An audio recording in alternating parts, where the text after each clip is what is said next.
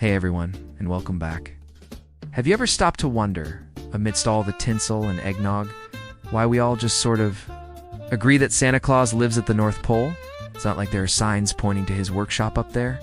And what's the deal with the elves? Why are they his go-to helpers?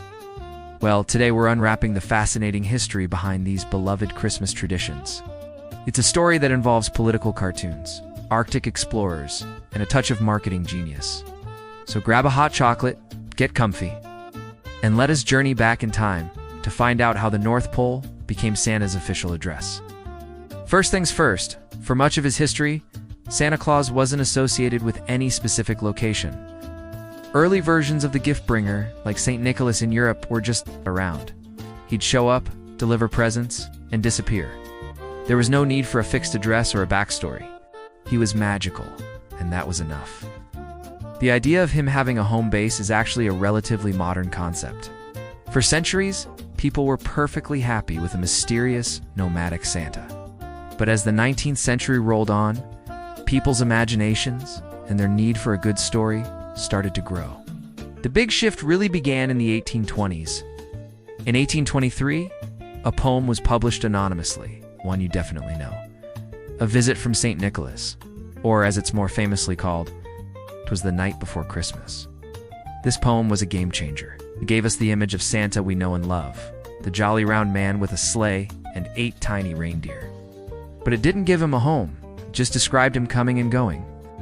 However, the poem did plant a crucial seed. It described a Santa who travels on a sleigh pulled by reindeer, animals strongly associated with cold, snowy northern regions.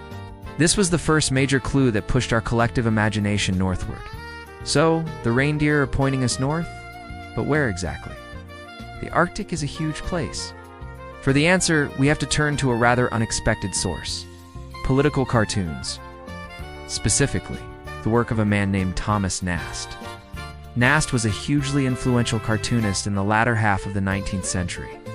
Starting in the 1860s, he began drawing Santa Claus for Harper's Weekly magazine.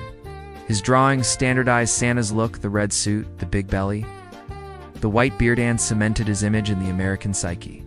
And in one of his most famous illustrations from 1866, titled Santa Claus and His Works, Nast depicted Santa's life in detail. He showed Santa making toys, checking his list, and importantly, he labeled the location Santa Clausville, NPNP, standing for North Pole. Why the North Pole, though? Why not Greenland or Siberia or just the far north? Well, the 19th century was the golden age of Arctic exploration. People were obsessed with the race to reach the North Pole. It was this mysterious, uncharted, almost mythical place at the very top of the world. Newspapers were filled with tales of brave explorers battling the ice and cold. The North Pole captured the public's imagination as a magical, inaccessible land. So, for Nast, it was the perfect place to put a magical figure like Santa Claus. It was a place remote enough to be believable as a secret workshop, and its association with ice and snow fit perfectly with the Christmas aesthetic. Thomas Nast essentially gave Santa the most exclusive, talked-about address on the planet. The idea stuck.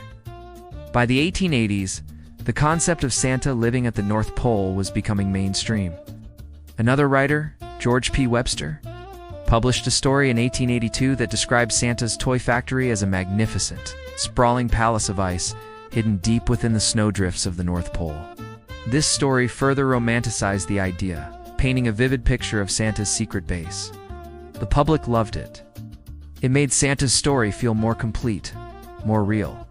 He wasn't just a magical visitor anymore. He had a home, a factory, a whole operation. And it was all happening at the most mysterious and magical spot on the map. Okay, so we've got Santa settled in at his polar palace. But he's not working alone, is he?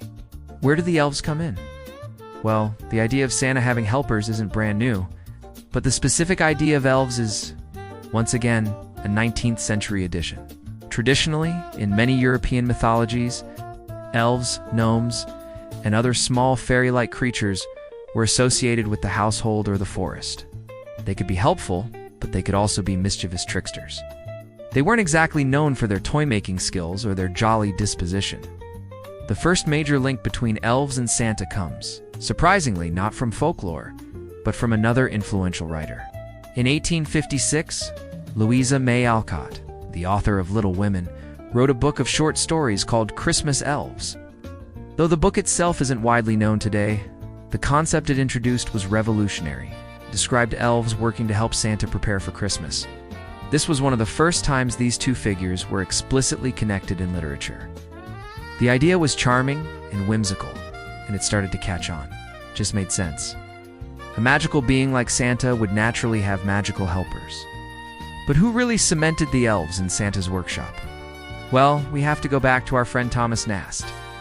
Remember that 1866 illustration, Santa Claus and his works?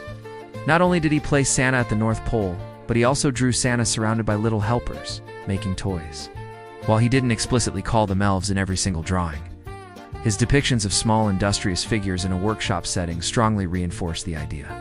Then, in an 1873 issue of Godey's Ladies' Book, Popular Women's Magazine, a cover image showed Santa hard at work in his shop, surrounded by toys and a host of elves. The title of the illustration was The Workshop of Santa Claus. This image was huge. It was like the cover of People magazine today.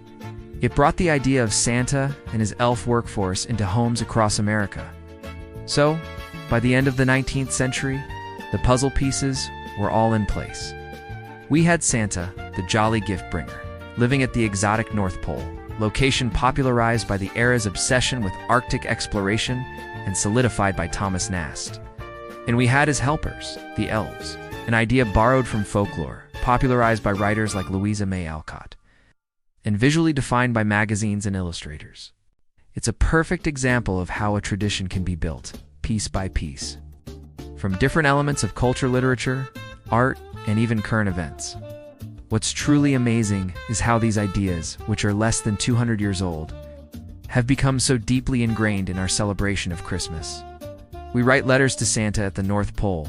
Kids track his sleigh's journey from the pole on Christmas Eve. And the image of elves hammering away in a workshop is everywhere. It's a testament to the power of a good story. These details didn't come from ancient scriptures or thousand-year-old myths.